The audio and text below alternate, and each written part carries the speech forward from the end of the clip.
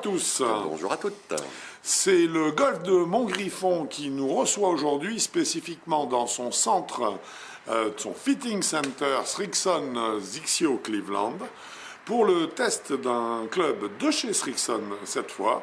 Un club que vous ne connaissez pas encore, nous ne l'avions pas testé bien sûr, c'est un nouveau modèle, il s'agit du ZX4. ZX4, un club que nous allons tester en deux versions, shaft acier, shaft carbone, pour faire le distinguo entre les deux. Un club que nous avons quand même déjà un petit peu, je dirais, essayé, on a tapé quelques balles avec. Quelles sont tes premières sensations à froid, mon cher Quentin ? À froid, je trouve ce club très intéressant et je pense qu'une enquête un peu plus fouillée mérite toute notre attention sur ce club. L'inspecteur Quentin va donc se charger de cette enquête. Avec toi quand même. Et on va vous dire dans les instants qui viennent bien sûr tout ce que l'on pense de ce nouveau club de chez Srixon.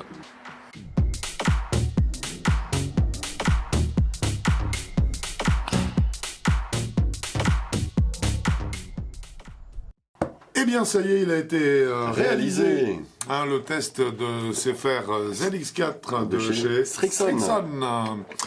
Nous allons commencer bien sûr par faire un petit tour de l'architecture qui nous est proposée avec ce club. Donc, il s'agit d'une série qui est composée, donc, qui en tout cas est dans la famille, rentre dans la famille des Hollow Body.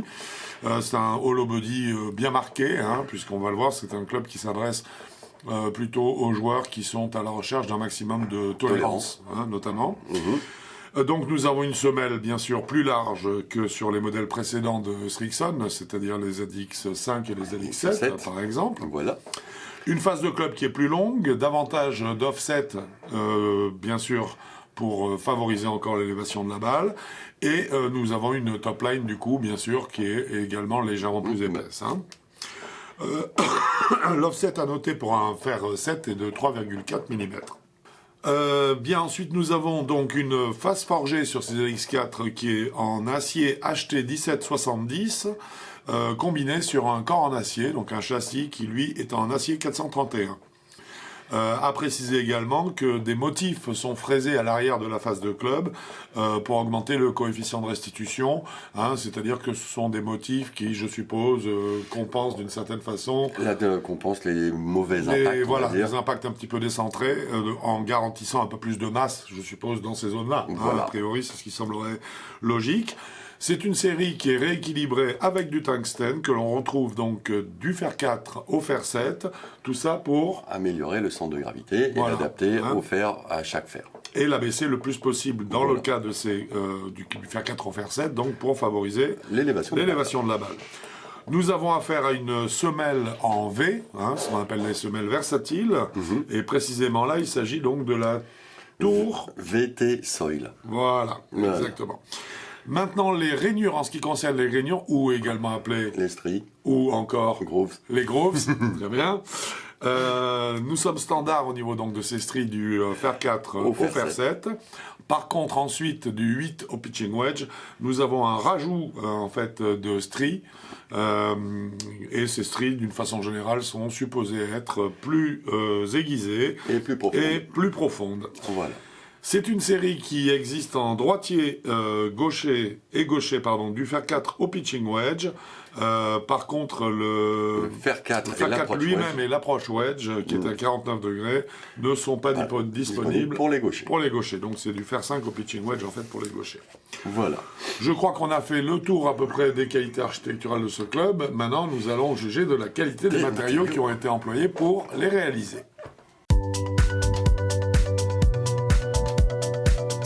Qualité des matériaux, donc, mon cher Quentin, qu'est-ce que tu nous dis ? Je trouve que c'est magnifique. Là, j'avoue, c'est une tête en hollow body qui est très belle. Ouais. C'est du Srixon plein pot. Là, il n'y a pas un raté nulle part. Non, et on reconnaît bien l'affiliation à la famille. Voilà. L'affiliation Srixon. La famille ZX, c'est nickel. Très typé et très bien, je dirais, très bonne succession entre les différents modèles de la gamme, d'ailleurs. Qualité des matériaux irréprochable, finition non plus. Non plus. Et cosmétique est très réussi, je trouve que la canne est belle. La canne est belle et elle est partie pour durer dans le temps. Exactement, donc ça c'est une canne à mon avis qui peut avoir une espérance de vie minimale de l'ordre de 7-8 ans. Voilà, facile. Facile. Oh, facile. Donc pas de problème, en ce qui concerne la qualité des matériaux, nous avons attribué 2 points à cette série de ZX4.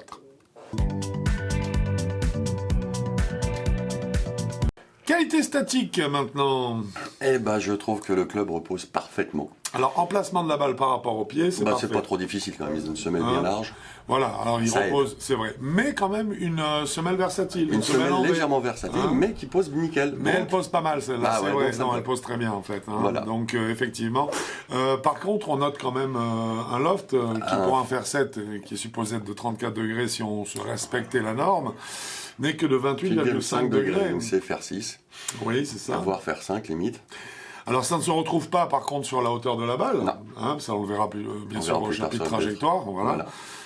Donc quelque part c'est un petit peu sanctionné, un peu injustement parce qu'on verra dans un tutoriel que nous allons bientôt vous proposer que ces lofts standards comme on les définit depuis 1960 sont à revoir, donc il va falloir penser un petit peu différemment. Là on a quand même sanctionné le 28,5 de loft, un petit peu quand même, par principe, et on a donc décidé d'attribuer 1,5 point sur les deux possibles. Exactement.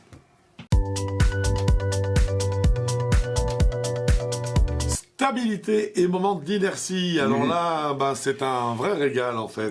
C'est un sans faute, là j'avoue. C'est un club qui est fait pour ça. Voilà, et il le réussit très pour très amener bien. de la sécurité, donc en fait une grande stabilité, un grand moment d'inertie. Et comme tu dis, il le fait super bien. On peut décentrer la balle, ça vibre pas.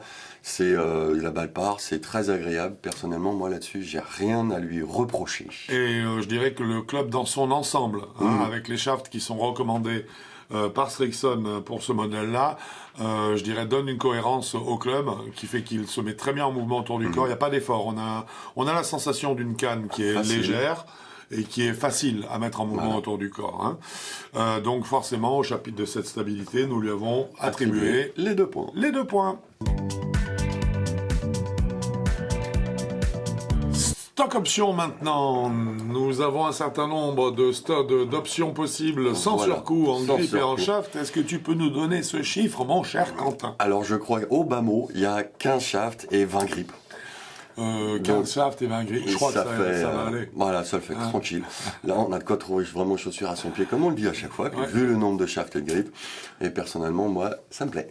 Donc ça, c'est très très bien sur le principe. Maintenant, il reste à souhaiter, bien sûr, que tous ces shafts et tous ces grips soient à disposition dans les mois qui viennent, ce qui, ça, est moins gagné. En tout cas, Srixon fait une belle offre à ce niveau-là, et donc forcément, nous lui avons attribué les 2 points possibles.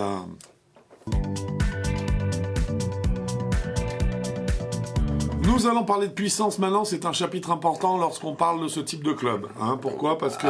c'est censé justement aider à faire avancer la balle. Exactement. Le hollow body, il est fait pour ça. Pour les joueurs qui ont par exemple pas trop de vitesse, Srixon a créé là une canne qui globalement est légère, elle est à l'évidence, elle est faite pour les gens qui sont à la recherche de puissance et qui veulent une grande facilité pour faire monter cette balle, puisqu'on a vu jusque-là dans son architecture que tous les ingrédients sont là. En termes donc de puissance, est-ce que tu peux nous donner, mon cher Quentin, le smash factor auquel nous sommes parvenus avec un fer 7 de cette série ZX4? Le max qu'on a réussi à faire, c'est un 1,40. Ah, c'est sérieux. C'est très propre, très sérieux, et c'est-à-dire que le 1,40, c'est un club qui est passé à 79 miles. Donc pas trop vite, pas trop vite, normal. Et la longueur de la balle, c'était la distance qu'a parcouru la balle, c'est 146 mètres. Attention, on parle bien du carry là. Du carry, on parle toujours carry là. Alors de toute façon, faire 7, normalement, c'est pas censé avoir de roule. Non, donc là, effectivement, tu as raison. Donc là, effectivement, je dirais qu'on retrouve le 1,40. 79 miles, 146 mètres, c'est très bien. C'est un très bon ratio. Ça veut dire que c'est une canne qui avance. C'est une canne qui a du jus, qui a de la puissance. Et tu as un autre exemple aussi? J'ai un autre exemple. On a fait 2 fois 1,35, puisqu'on a fait varier les smash factor. À des vitesses différentes. À des vitesses différentes. À 81 miles à l'heure, tu as fini à 140 mètres. Donc ça quasiment, il y a très peu d'écart par rapport à 40. Absolument. Et moi qui suis passé à 95 miles, j'ai fait 160 mètres. Voilà. Propre. Voilà, donc rien à dire, le club est un club qui restitue toute la vitesse et toute la puissance. Et puis il est tolérant là-dedans aussi, puisqu'il n'y a pas trop d'écart entre un smash factor qui dégringole, la distance dégringole un peu, mais c'est pas un effondrement. Ça reste cohérent, donc ça veut dire qu'il fait parfaitement son travail justement à ce sujet-là. Voilà. Donc forcément, sur les 2 points qu'on pouvait lui attribuer, on les lui a donnés volontiers. 2 sur 2 donc pour le ZX4 au terme de la puissance. Alors pour ces clubs qui sont des gros hollow body à vocation à faire voler la balle, il y a un chapitre très intéressant, c'est celui du spin. Voilà. Et notamment du backspin, c'est de savoir à quelle vitesse la balle remonte sur le club, puisqu'on sait que plus cette vitesse est importante, plus l'élévation sera haute, mais par contre qu'on aura, je dirais, une perte notamment de sensation et de feedback au moment de l'impact. Là, qu'est-ce que tu nous dis? Donne-nous des chiffres, Quentin. Eh ben, notre moyenne, puisqu'on n'a pas les mêmes vitesses, mais ça fait une moyenne qui est de 6500 tours minute. C'est pas loin des 7000 idéaux, donc c'est très très bien. Je trouve que même il y en a un petit peu moins. C'est un peu logique avec la phase de club qui est un petit peu fermée. Oui, c'est ça. C'est-à-dire qu'en fait, il y a une très bonne combinaison. Tu as raison, entre la phase de club fermée, l'ajout de tungstène en bas, qui forcément lui va augmenter le backspin. Ben, mine de rien, le 28 degrés, ben, c'est pas si idiot que ça, parce que c'est ce qui donne, en fait, c'est réfléchi, et c'est là où on est obligé de remettre ça en question. En tout cas, en termes de spin, 6500 tours par rapport aux 7000 qui sont la référence, il n'y a rien à dire. C'est à peine sensible, 500 tours minute, c'est à peine sensible. Donc là, nous lui avons bien sûr largement attribué les 2 points.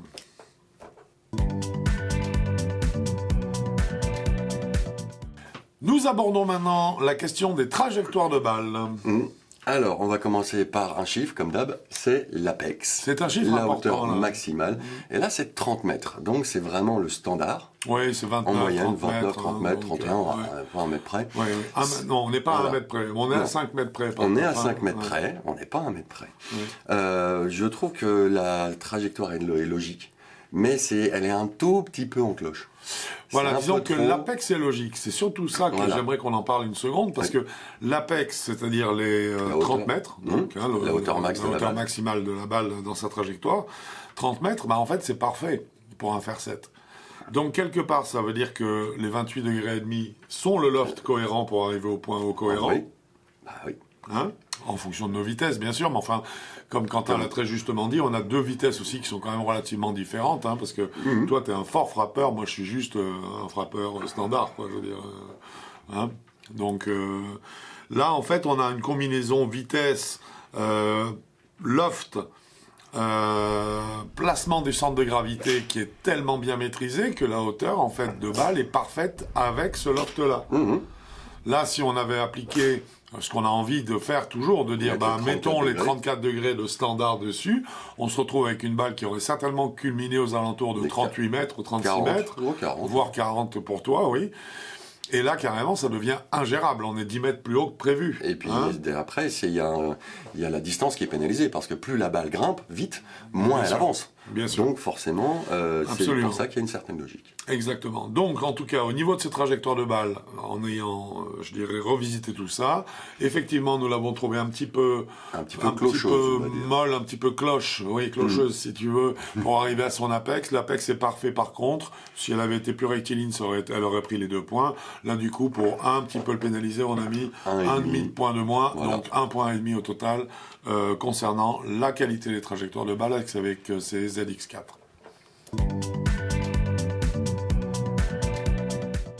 Nous abordons maintenant la question du feedback. Le retour d'information, ce qu'on ressent dans les doigts. Exact, l'identification du point de contact entre la balle et le club.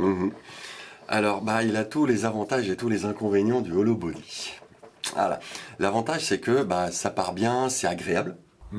C'est facile. Très facile. On a pas une bonne sensation. Il n'y a aucune sensation désagréable ni creux. Là, en plus, celui-là, il est bien fait parce que pas de sensation de creux alors que le club l'est.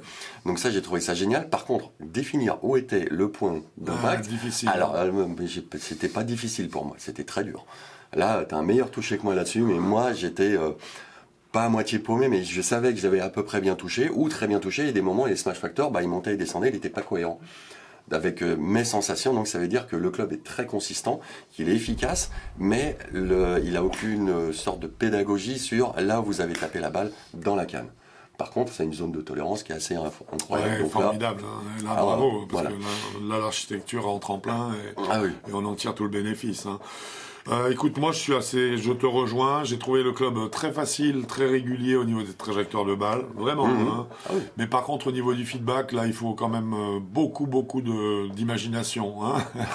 Voilà, pour savoir où il est touché. Pour arriver à recoller tous les paramètres qui nous indiquent précisément où est-ce qu'on a pu la prendre. Il est évident que ça c'est un travail qui n'est pas le vôtre. Non. C'est un métier.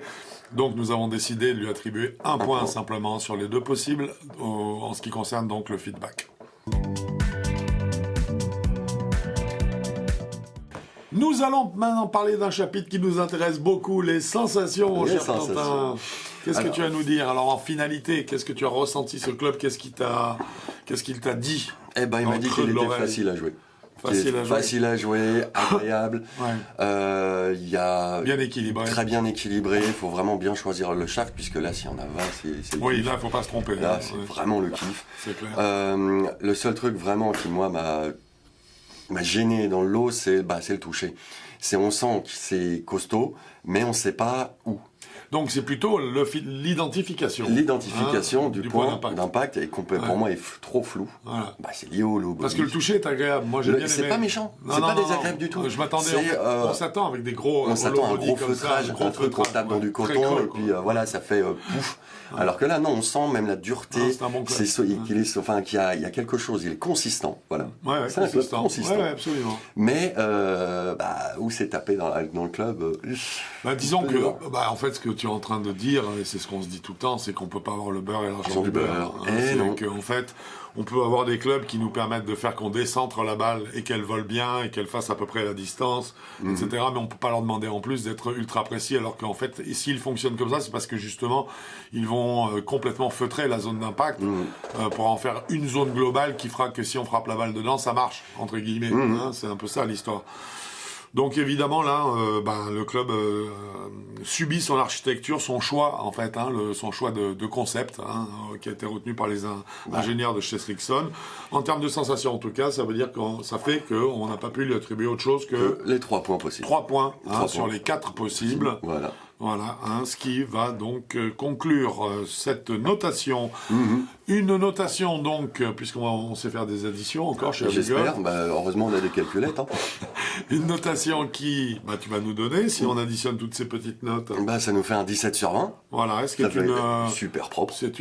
Et c'est propre, il le mérite. Ah oui, complètement, ça, moi j'ai aucun scrupule, n'importe qui veut essayer ces clubs du niveau dont on va parler vont l'apprécier. Ah oui, vraiment. Il y a beaucoup de marques aujourd'hui, toutes les marques pratiquement, ont un modèle dans cette gamme-là, dans ce segment-là, donc qui est un gros hollow body. Gros, ce n'est pas péjoratif, c'est un hollow body assez important au niveau de sa qualité, qui feutre donc, mais qui favorise bien la tolérance. Le vol de balle, parce que la tolérance, voilà exactement. Celui de Srixon est particulièrement réussi, je trouve. Il est très bien réussi. Il y en a eu d'autres qui sont très réussis. Il a les défauts liés à sa conception, mais ce qui est parfaitement logique. Après, peut-être que les ingénieurs vont trouver d'autres trucs. C'est exactement ça. Et c'est là aussi où, il faut le dire, le cavity back n'a pas été tué par le hollow body. Non. Il a encore de l'avenir. Voilà, il a encore de l'avenir. Oui, parce qu'il a d'autres qualités, d'autres défauts aussi. Mais donc, ce sont des architectures qu'on va bien sûr retrouver au fil des années. 17 sur 20 donc, une gamme de joueurs, Quentin. On a estimé clairement que c'était de 18 à non classés, donc ça veut dire les confirmés, les challengers, les débutants. Exactement. Donc là, c'est il ratisse large. Oui, mais il ratisse large parce qu'en fait, c'est un club qui peut être joué quand même. Ah oui, franchement, avec grand plaisir et grande efficacité. Je l'ai trouvé très précis, ce club, en fait. Donc, quel que soit, je dirais, avec un niveau déjà de jeu comme le niveau des confirmés qui reste très cohérent, je veux dire, très sérieux. Et le prix? Le prix, alors, en shaft acier, il est à 166,50 € le club.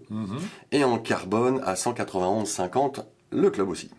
Voilà, donc ça, ce sont les deux shafts qui ont été retenus et que l'on retrouve d'ailleurs sur le site du fabricant. Essentiellement, c'est en acier, c'est l'NS Pro 950. Et c'est le Neo. C'est le Neo. Le Neo, exactement. Et en carbone, c'est le ZX Diamana en carbone. C'est les deux principaux retenus. Voilà, alors pourquoi? Parce que, d'une façon globale, là, Srixon essaye d'amener sur cette série de ZX4 des shafts qui vont permettre de garder une canne globalement légère, assez légère, parce que ça rentre dans la philosophie de ces clubs-là qui vont nous permettre de gagner un petit peu de distance. Voilà.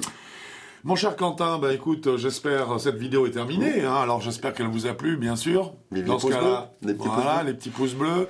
Pour savoir connaître notre actualité, c'est ici, c'est là. Exactement. Si vous avez besoin de renseignements ou d'informations, vous n'hésitez pas à remplir la fiche technique Avigolfer qui se trouve en pied de page de notre site internet, avigolf.com. Vous la remplissez, vous pouvez même y ajouter une ou deux vidéos de votre swing de face ou de profil, voire les deux, via un smartphone, c'est très bien.